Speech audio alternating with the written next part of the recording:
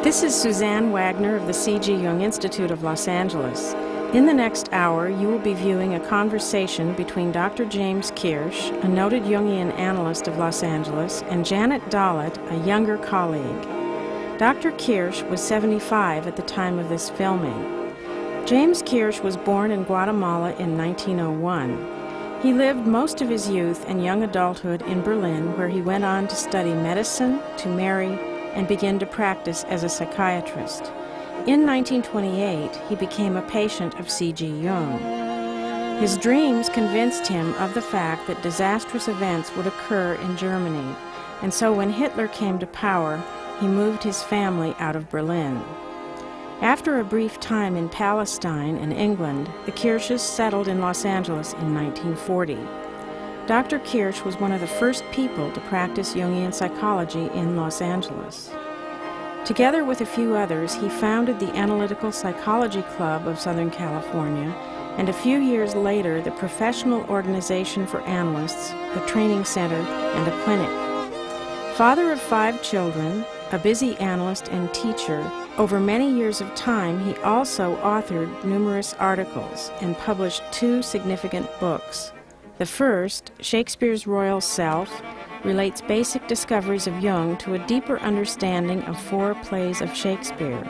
The second, The Reluctant Prophet, is a psychological study of the work of Rabbi Heil Wexler, an early Jewish mystic.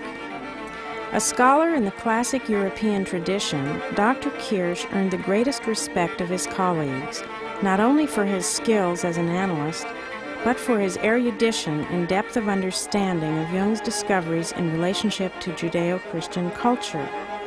This conversation between Dr. Kirsch and Dr. Dalit was filmed in his office at home in West Los Angeles in January of 1977. How did you know when it was time for you to begin practicing as an analyst? Oh dear. How did it happen? Well, this question really never arose, you know. When I finished my medical studies, I still planned to become an internist. And I was looking all over the place in Berlin for a position where I could be an assistant in internal medicine. But there was nothing open and I couldn't get anything because the veterans of the First World War had always the privilege. So then one day one of my colleagues came by and told me that there is a position open in a psychiatric hospital. So I took it, and once I was there I thought I'd continue with my analysis, and I tried to also use my knowledge of Jungian psychology with the psychiatric patients there. So when this year was up, I opened my own practice. And who do you know was my first patient? A dead dog. At midnight I was called, you know,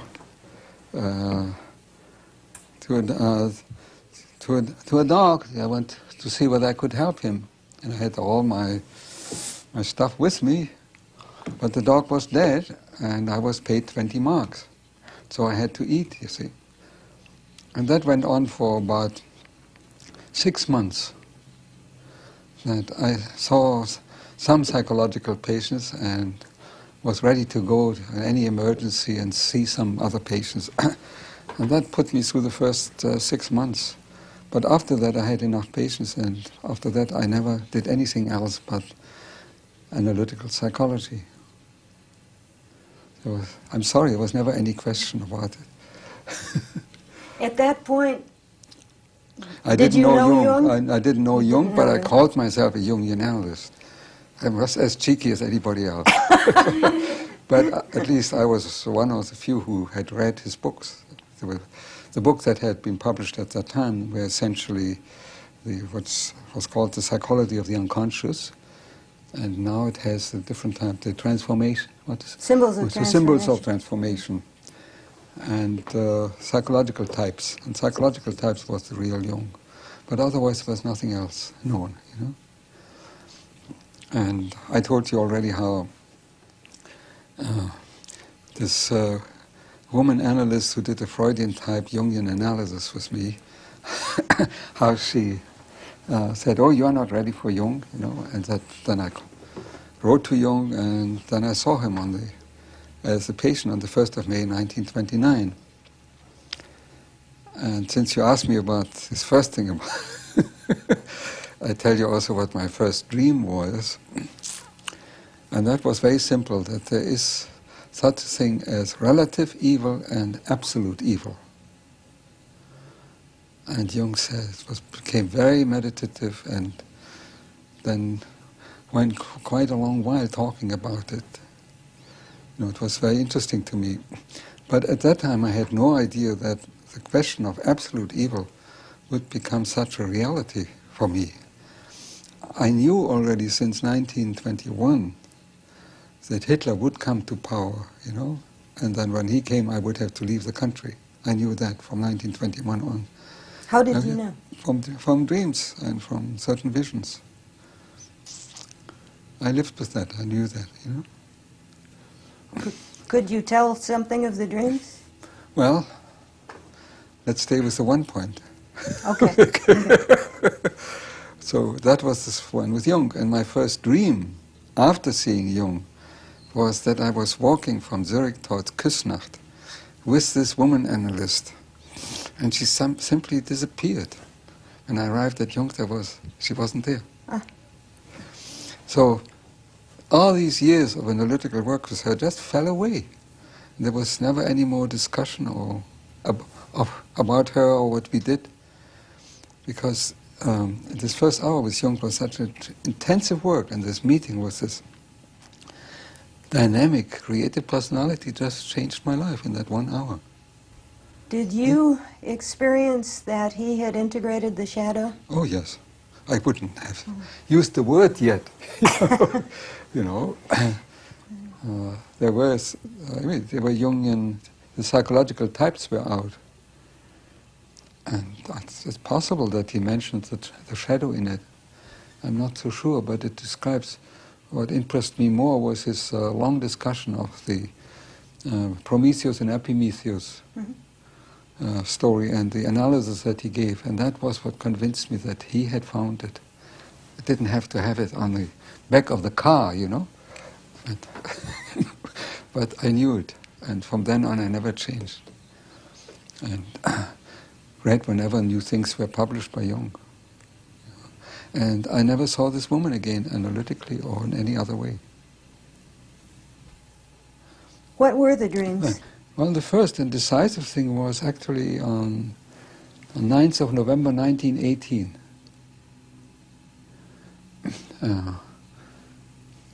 I was just 17 years and a few months old. And of course I had been asked to volunteer for the German army, but I had no intention whatsoever to serve the German army, because I had been hoping for the German defeat, for a long time. So, I was working in a museum where they had gas shells, and all my work in this museum consisted of carrying one gas shell from one room into another, where all the gas shells that were picked up at the front of French and English, American design. I don't know whether the Americans used gas shells, poison gas. Anyhow, that was my activity, always taking it from one room to another room.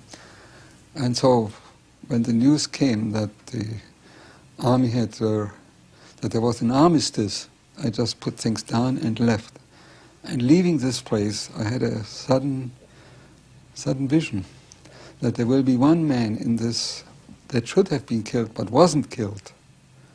And he will start the whole thing all over again, and against the Jews. That was just a flash, Mm-hmm. So that from that time on I knew, But then there were other dreams over the years that confirmed all this. But it was so much my knowledge of it that, for example, I was offered positions in hospitals, 4 times, university positions, and I all rejected them because I didn't want to be involved in the university, and I knew that would be a bad thing at that time, And it also was then very useful, being just in private practice. I could think what I wanted, So besides this one woman, I was then the only Jungian analyst in Berlin, So when I came back and told people that there's a man who will be known for the next 2,000 years, they said, oh, Kirsch had really a transference on Jung, and Jung had eaten cherries, and then he spit one pit to Berlin, and that was Kirsch, because the German word Kirsch is cherry, How did you feel about that? Oh, I was very pleased. I like these things. Yes. After working with Jung, it was very difficult to work with anybody else. I can imagine. Yeah. But I still worked with other analysts in Zurich. Of course, with Meyer, who has become a close friend, and Liliane Frey, also a close friend. These are the 2 with whom I worked. How would you describe your relationship with Jung over the years? Well, it seems it was very close from the very first moment when I met him in Baden-Baden. And from the moment I sat in his office, at that time he worked in a small room beside the big room. In later years he moved to the other room. But he was always very close with Snow. When you were with Jung, you just told him everything. You opened up. Mm-hmm. And very often you didn't have to tell him because he knew it anyhow. He had this, he read your thoughts. And there were many interviews where he just came in and began talking. And I didn't interrupt him for an hour and 20 minutes. And I said, Dr. Jung, it was wonderful, you just analyzed my last 4 dreams. And so that happens once in a while. At least one dream he always just interpreted without me telling him the dream.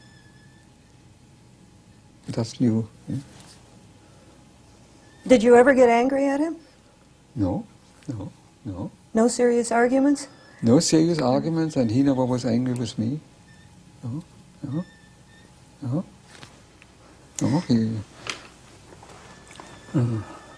I criticized him a bit, during the Nazi time. I wished he would have come out more into the open. But he said that was all right, You could have your ideas. I could have my ideas and also express them in public, you see. But that was because by expressing them in public in a Jewish newspaper, see, it meant also that Jung was quite positive to the Jews. Mm-hmm. But I wish he had done it himself. Do you think that there is some single essential ingredient to being a Jungian analyst? Well, I would say that a continuing relationship with the self. Just the process itself as the goal in relationship to the self. But we find that when people really come in near the self, that then they become very defensive and begin to project on their previous analyst, on the whole group. That happens. Fortunately, not all the time.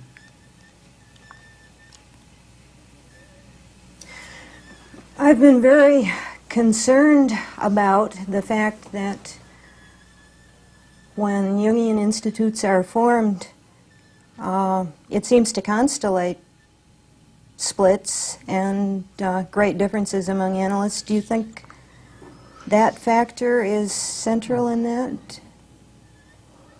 Yes, I think so. I mean, it is definitely the case in London.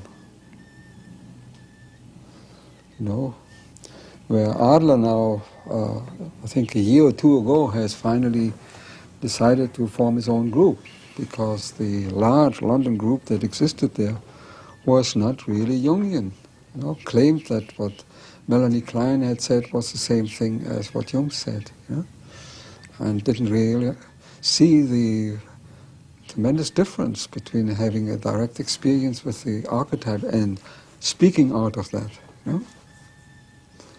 And those people who think it's just a question of terminology. But Adler, in his address to the, I forget which number, but International Congress in Zurich some years ago, brought that difference out very clearly. That what Melanie Klein said and what Jung said just is not reconcilable. These are pairs of opposites that cannot be reconciled.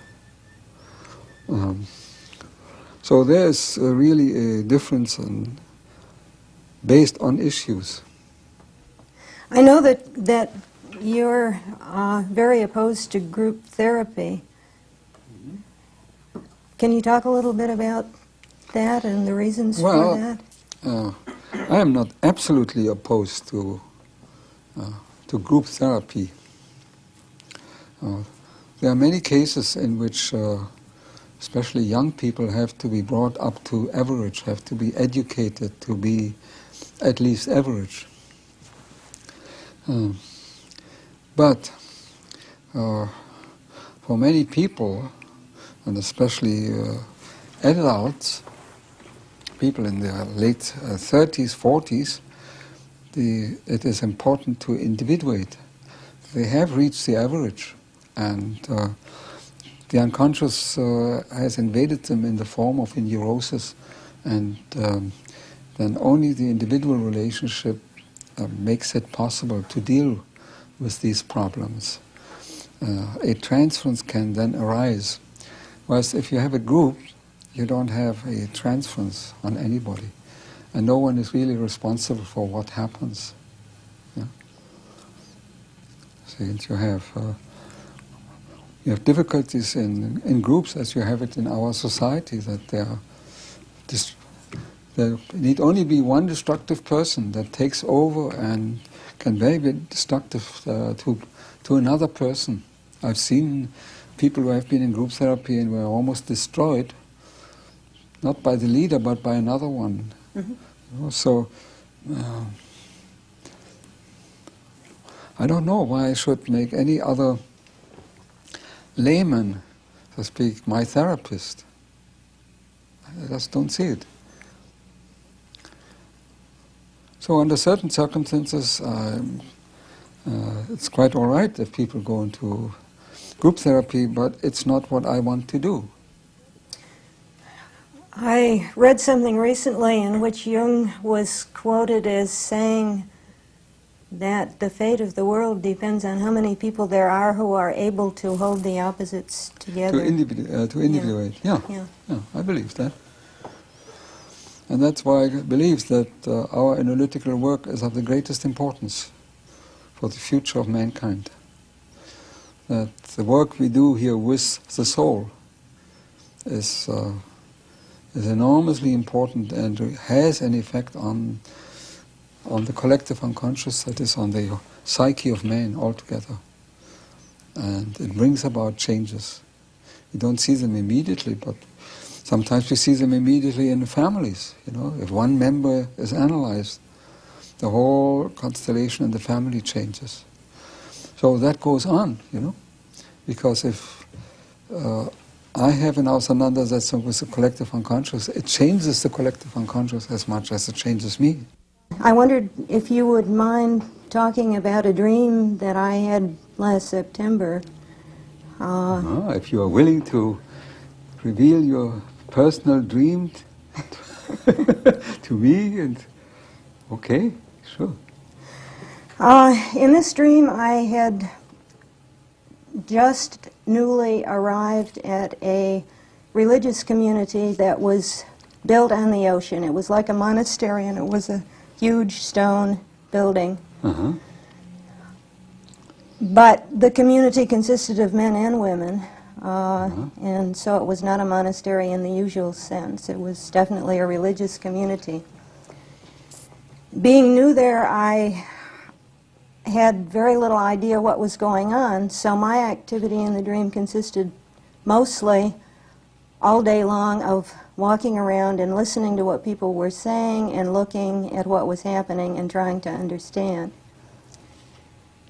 There were two very important events that seemed to be going on. One of them was that a new leader, a new head of the monastery, was soon to arrive. And early in the day, people were standing around in little groups talking about the anticipated new leader. And the sense that I got from these conversations that I listened to was that this new person was feared and hated, and his arrival was looked forward to with very negative feeling. Later in the day, the man had actually arrived and was sitting in a chair, and the people were sitting at his feet listening to him, and he was conversing with them. And I was very puzzled because my experience of this man when he actually was there was that he was not someone to be feared and hated. He was a very small, modest man, very related to the people, and was simply sitting there quietly talking to them. The other thing that was happening in the course of the day was that there was a window that faced the ocean that I passed several times during the day. And each time I passed the window, I stopped and looked out. And each time I stopped and looked out, I saw an incredible sight. Out of the ocean galloped up an enormous white horse, magnificent creature, with his mane flying, covered with foam. He would gallop up and run around on the beach and then gallop back into the ocean. Now, at the end of the dream, this was happening once again. There were people on the beach, and there were people near the window in the community with me. And it was as if nothing was happening.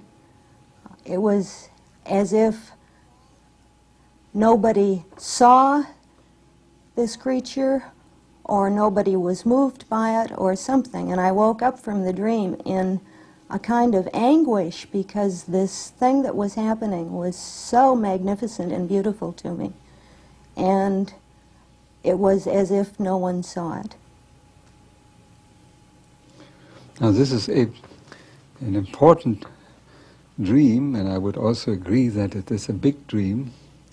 It's a long dream, so if you tell me such a dream, I have to give a long excursion into interpretation of the dream. I take it that there are no personal associations. No. You never were in a monastery or lived in a monastery, or you never lived right at the beach, or any of. Did it associate in any way with your personal life? No. So then we can take the dream as it is.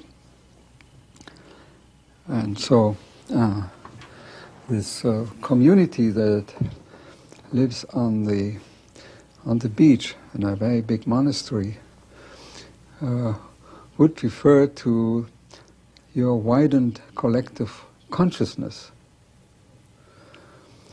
You are there, and so such a dream can only be dreamt by somebody who has been in the analytical process for a considerable time. And the religious attitude is expressed there, and a certain union of opposites has already taken place, because you have men and women living in this religious community. But it is something new to you. You haven't been aware that this development has taken place actually in your unconscious and is now just becoming into your consciousness. It is not yet the focused consciousness of the ego, but it is the much wider, extended consciousness that develops regularly in the analytical process. And so you go around there and become aware of a number of things that are going on. And Jung always recommended that the best way to deal with the unconscious is by listening in. And so that's exactly what you are doing in the dream. Going around and listening and trying, so to speak, to connect factors of this wider consciousness with your ego consciousness. And so getting to know what's going on in that area. And then you see there are two important events. One is the arrival of a new leader. In other words, there's a new leading principle arriving, certainly in your own life.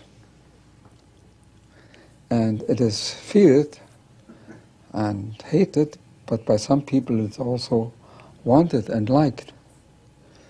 It is you could say, the voice of the future, of which we are always afraid. And we find this with so many people that they are not neurotic or conflicted because of things in the past, but because they are afraid of the future, of taking the next step. So in your life there is now something coming, a new step, a new leading principle, and since it is a man, it is certainly a spiritual principle. We don't know yet what it is.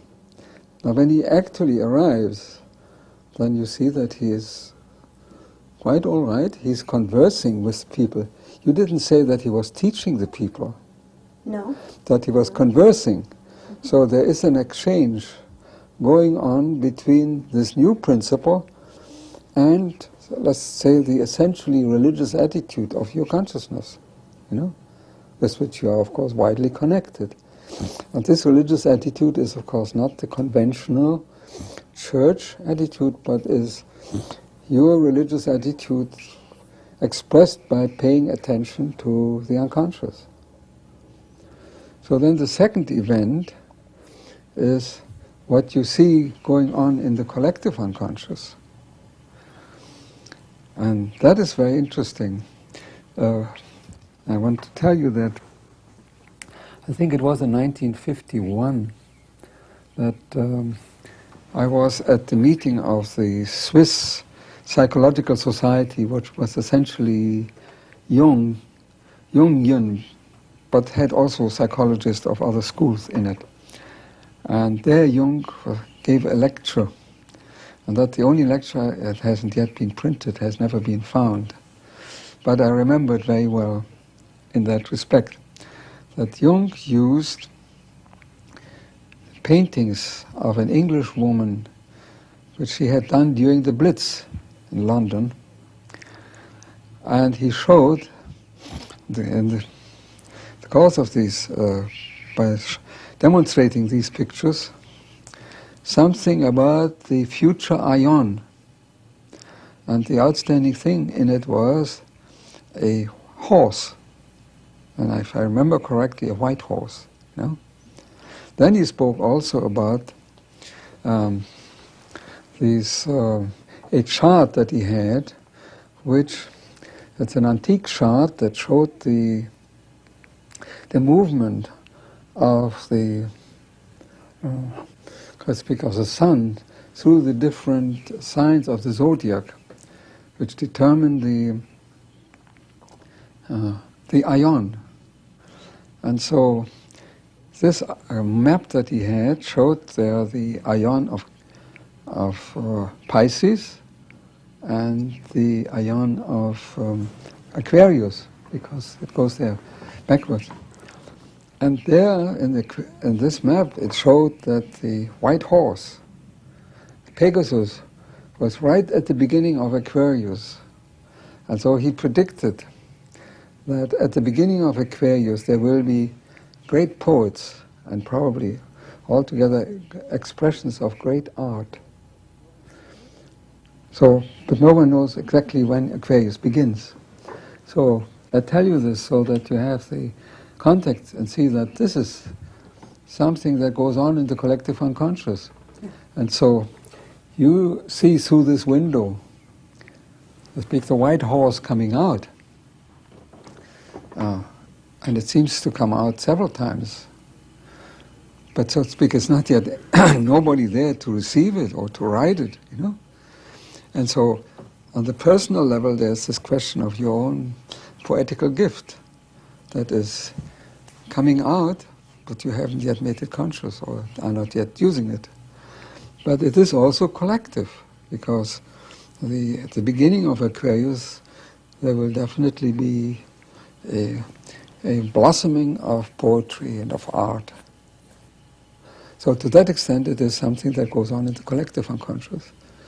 And to that extent, it is really a big dream. Did I explain everything? What does it mean that it is so unseen? So Unseen. unseen. Unnoticed. Unnoticed by others, yes. Well, it means that a large area of your psyche doesn't yet perceive it, you know. That's an image that you have very often in dreams, you know, that the ego sees more than the other parts, because the field of consciousness, you see, has one concentrating center. There's a strong center of consciousness that concentrates, and around it there's a field also of consciousness that perceives something, but never as clearly, as sharply as the ego. And so the other parts of your consciousness don't quite perceive it yet, but you can tell them, you can inform them. You know. And of course, you can take this also as referring to the collective. Generally, is certainly not yet aware that really great poetry is the offing. No one knows exactly when Aquarius begins. James, I've often wondered if you have any regrets about giving so much of your life to Jung's psychology. Never. Never? Never. Never. Never even thought of such a possibility. My work with the unconscious has always been very satisfactory, and the particular connection with Jung was a turning point in my life, and there was never any regret. And I told you when I came back to Berlin for my first 2 months with him, that I told him that they will talk about Jung for the next 2,000 years at least. And so that gives you an idea of my high appreciation of Jung. Yeah. And I never changed. I was never disappointed in that way. There were, you know, he couldn't be everything and know everything. So when I first came to him, I was a bit astonished how little he knew about Jews. You know, he didn't know the Jewish people at all. And later on he said, well, the only Jew he knew was Freud, and Freud was just not a real Jew. You know? And the further Freud went on with his work, the more he was, so the more the distance from Judaism grew with him. Jung's studies of the Kabbalah began, I think, in about 1935, when Rivka Kluger told him about an edition of the Kabbalah Denudata that was available. And Jung bought it and began the next day to study it thoroughly. I think it's about 3,000 page book, and he read it all in Latin. Did you talk with Jung at all about your Jewish roots? Oh yes. No, from the beginning we talked quite often about it. This Jung's integration of the collective unconscious, there just couldn't be anything like that of rejecting any sort of ethnic culture, and certainly not the Jewish culture. Do you feel, with your Jewish background, that there is, I don't know how to put it, something particularly that the Jewish analyst can bring to Jung's work? Yes, I think so, because we have been you see, as a people, in the process of individuation for very much longer than the Germanic tribes or Germanic culture. Certainly from the time of Egypt and later Babylonia, as it is put down in the Bible, from the moment that it is declared that man was created in the image of God, male and female created he them, At that moment individuation started. And you look at such events as the giving of the law at Mount Sinai, or any of those things, so the prophets later on, you see that this was already the process of individuation as it took place in outstanding individuals. And we are inclined to forget what the Jews have created after Christ, because somehow the Christian development took then a different turn. But actually the Jews have created very much more in the following 2,000 years than in the first 1,000 years. And very much actually in the sense of the process of individuation. The Kabbalah is an expression of the collective unconscious, a differentiation of the collective unconscious, which ran parallel to the whole of alchemy. And that's also the reason why when the Jews entered into the Western culture around 1800, they could immediately participate. And there are very interesting statements by Kabbalists around the 13th, 14th century about prophecy, how a prophet receives prophecy. And it's a description of how the divine self enters the human self, and that the ego only listens when the term self is used there, for the divine and the human self. And when I first met Jung, I thought that he is the first Jewish prophet I meet again. Quite in the sense of the Old Testament prophets, and certainly many of the Kabbalists, like the Maggid from Mezerich, who also used the term unconscious. Do you feel that God and the self are different? Of course, they are different. I would say that the self is the vessel in which God is received. But it's certainly not identical with God. It's but that's since the psyche in some way must correspond to speak all the other aspects of nature. There must be somewhere a similarity or an identity, but it's impossible for man to say what it is. Do you think we will ever be able to know the nature of God? No. I think this is one of the great achievements of modern physics and of Jung's psychology, that we know our limits. You see, in physics there are these limits, that we know that we will never know what, for instance, light is. But it depends on the approach that we have on the instruments that we use. So if we use one instrument, we get a response that tells us that light is a wave. Whereas if you use another instrument, it will tell us that it's corpuscular. But we will never know what it really is, you know.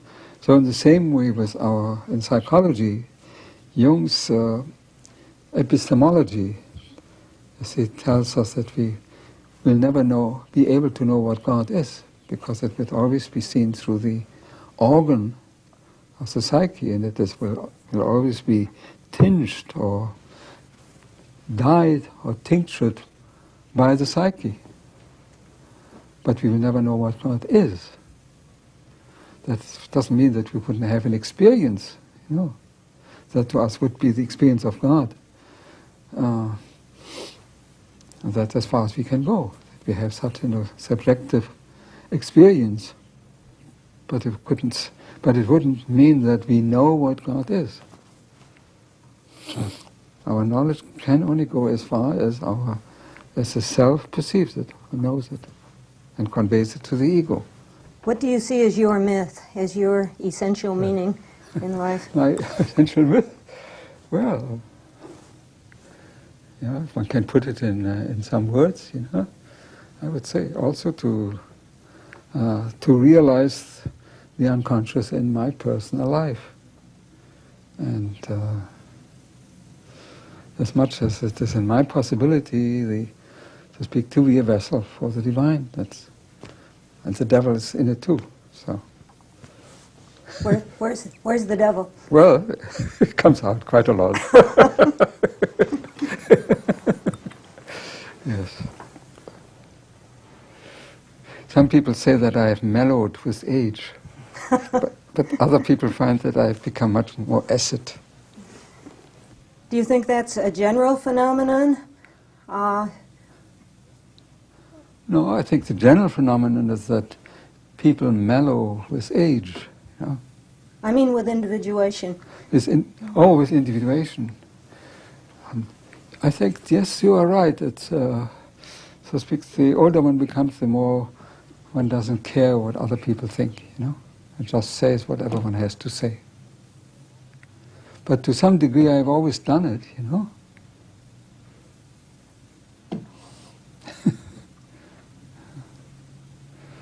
So, I think maybe I do it more now. And it comes up a little sharper, sharper edges, you know. Why did you pick Los Angeles? Oh, it picked me. We arrived here in New York, and it was during the war, you know, during the height of the submarine war. And then we were taken to Ellis Island. And there was then a highly emotional scene. We were taken before court, you know, and looked at my birth certificate and just didn't believe it, because I didn't speak Spanish. You know, I came from Germany, in the midst of the war, you know.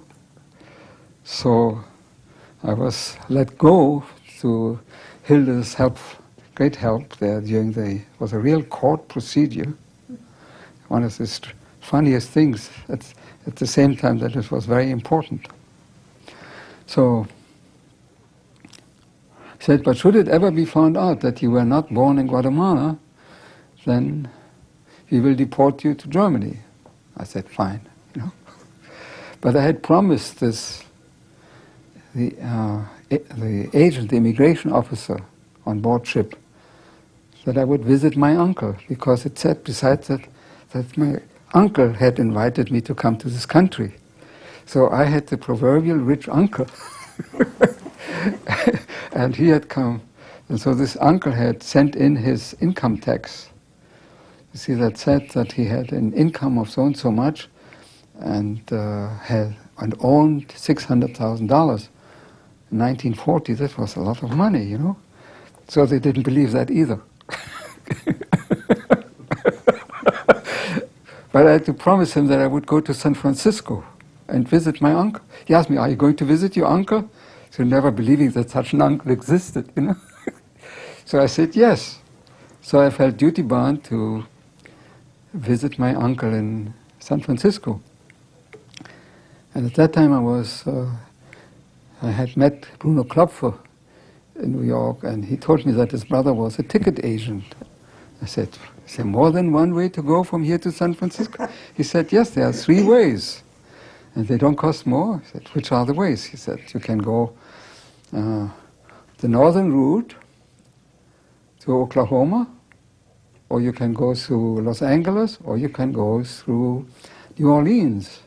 Well, I said, then I go through Los Angeles. I took the train to Los Angeles. When I got out, I said, oh, that's marvelous here. It's very much like Guatemala.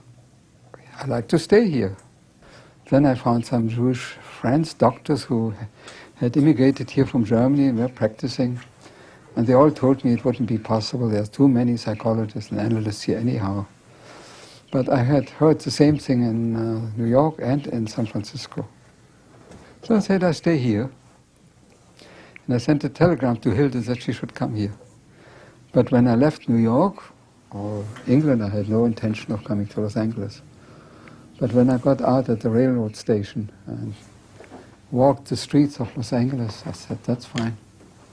I stay here. So it picked me. In the Jungian collective, here and now, what do you see as the shadow? Well, essentially that Americans are too nice, too kind, too much inclined to say yes, have great difficulties of saying no. Therefore, they accept people into the groups that should never be accepted. And it waters down. A great deal of the darkness that I see has come from that. Because one said no one could say no, either because he didn't know better or because he thought the person might change later on.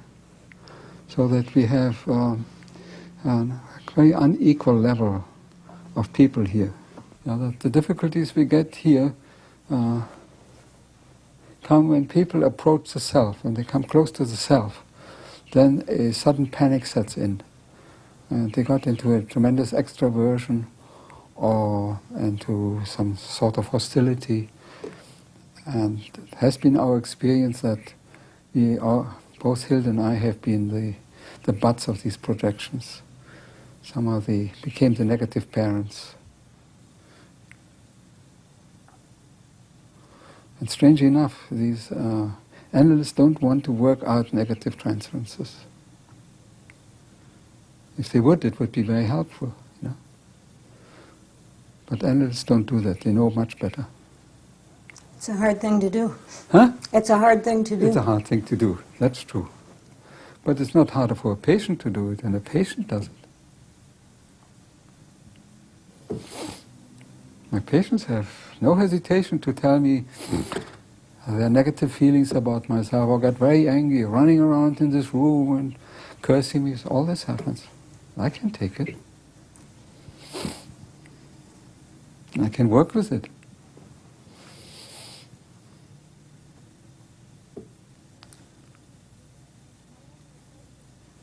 I have the impression, actually, that the deeper someone goes into the unconscious, the more projections he receives, both positive and negative. Oh, yes. Yeah, the more he yeah, consolates yeah. projections. Oh, yeah. I was about to ask you whether it has been painful for you to carry these projections. Oh, sure. And there were times when I cursed it too. But there was nothing I could do, and time solved a lot of such problems. You know, they somehow disappeared, you know, and new people came in a new life, and some positive projections which allowed us to continue working. You know, and the more insight I got into the psychology of the people who made these projections, the freer I felt, you know. I just had to go on riding my own horse and not to care too much about the dogs that were barking on the side. It's a quote from Goethe. Ah.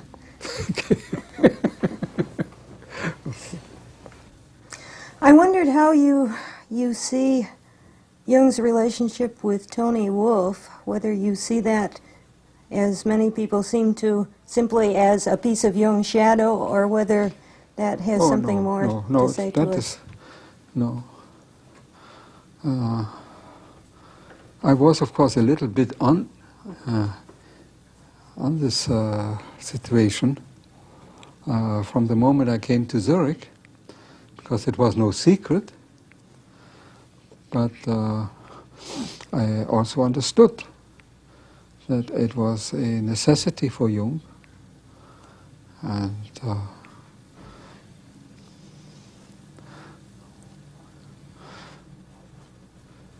I accepted what he said, because I believed what he said when he said that he was a king, and a king has to have more than one wife. And so this relationship with Tony Wolfe was not an affair, it was another wife, second wife, and very important for him. The more I found, he told me about his experiences between 1912 and 16, the more I knew also how important Tony was for him. And that without her he could not have gone through it. I saw in some interview that he gave, I think to Lawrence Vanderpost or so, that he said if he would have to live again, do it again, he would try to do it with one wife. But the fact is he did it with two, and it was a necessity.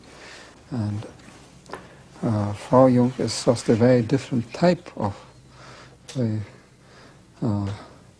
very introverted sensation type with tremendous feeling. And she just would not have been ready at the time, you know? So, no, I never saw that as any sort of shadow. It wasn't any affair that he had, or so to speak, out of sexual lust or anything like that. And it was in this relationship that he had these tremendous experiences of the conjunctio on the highest level, you know.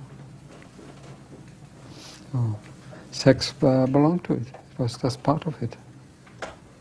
What was Jung's attitude about sex? How did he relate to it? It was awfully natural to him. It was very natural, and it was only later on when he understood why incest and sex was so terribly important to Freud. It was when he understood the mystical background of sexuality, that is the archetype of the conjunctio. Then he had the full appreciation for Freud. But it was just so that he discovered the mystical aspect of sexuality, and Freud never did.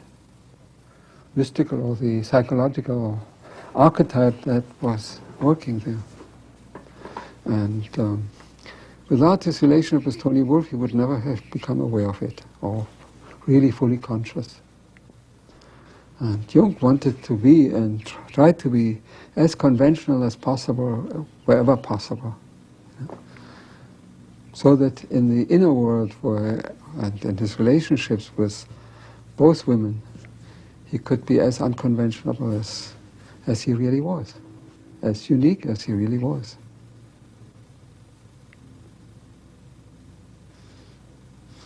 No, it was quite a thing for him to do around 1910. You know, the Victorian age wasn't quite so far gone, and it wasn't anything he hid. You know,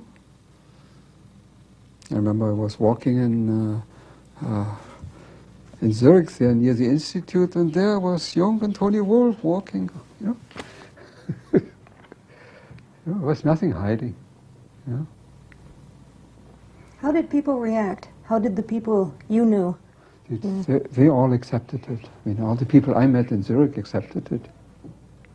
You said in the transference seminar a couple of weeks ago, Yes. that When you have a dream about a patient, you tell the dream to the patient. Yeah, not all the time. It depends very much who the patient is. You know? But if it happens within the transference, and this openness exists that is really required, then I always do. But in recent years, or I would say in the last 20 years, I've dreamt very rarely of a patient whilst the patient was my patient. You know, it happened quite often that I dream of a patient 5 years after he or she has left me, and then there's no point telling him or her. You know, it's not there. Yeah. But should it happen that there's this sort of intimacy that exists in a transference and countertransference situation, then I would certainly tell it. And I have done so. And Jung has done it with me too, tell me a dream, you know. You know, he was wonderful in that he told his own dreams, his own experiences, you know, his active imaginations that he had. And so it was very valuable to us, to me. You know. Do you see the work of analysis at its deeper levels as basically religious work? Essentially it is, yes, yes, yes, definitely. But it is just very characteristic of, so to speak, the modern religious man that he is a psychologist and a psychiatrist, you know? And I think I see Jung also as a man who has the healing medicine for modern man, you know, who overcomes this split in modern man, who reestablishes the wholeness of man, and that is an essentially religious factor. But he does not project, you see, so to speak, or does not confuse the image of God that exists in man with God himself. And so he says he cannot make any statements about God, but about the image of God as it exists in the human being, you know. And so this whole ego-self relationship is really at the, so to speak, at the basis of Jung's work. That's all it is about, you know. But the self-experience as something inside man, but not the same as the ego, you know. But he doesn't project it, you know. And that's something that many people haven't yet understood, you know. But for Jung, the important thing was the image of God, you know. And that's something that could be known in man. And so he said many times that to know oneself is the secret of knowing God.